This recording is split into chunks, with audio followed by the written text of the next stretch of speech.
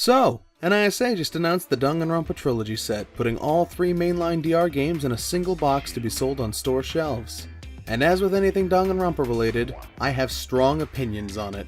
The Trilogy moniker is what triggers me the most about this whole ordeal. I've always hated referring to the mainline games as a trilogy because the word trilogy strongly implies that they are a part of one continuous storyline. For anyone familiar with the series, you will immediately recognize the problem, that being, they are not. What you are receiving in this set is half of one storyline, and then the mostly standalone meta-commentary companion piece that relies on your full emotional connection to the franchise that came before it to function. While you can technically understand V3 just fine with only knowledge from the first 2 games, this is far from optimal as you're missing half of the storyline, namely Danganronpa 0, Another Episode, and DR3. V3 is intended to be a cathartic source of closure for the fans that have already experienced every aspect of the Hope's Peak saga. This presents a problem because anyone who goes into this trilogy set thinking they're getting one complete storyline is in for a shock when everything gets dropped 2/3 of the way through for a meta-contextual think piece on the storyline that they haven't finished properly yet. And once you've seen V3 through to the end, it might be difficult for those people to have the desire to see the installments they missed. Now, to some extent this is unavoidable, and NISA doesn't own DR3, and DR0 remains unlicensed to this day,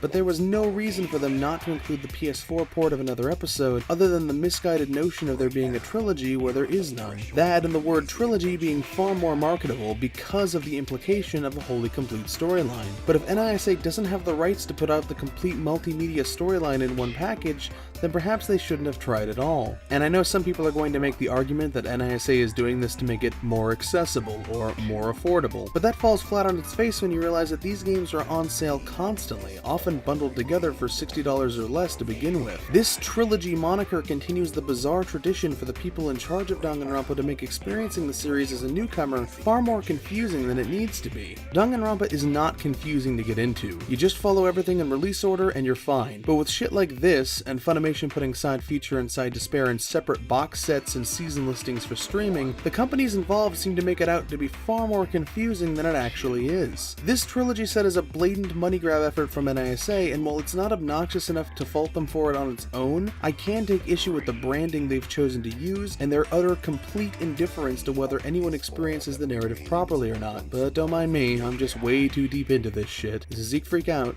Ciao ciao for now.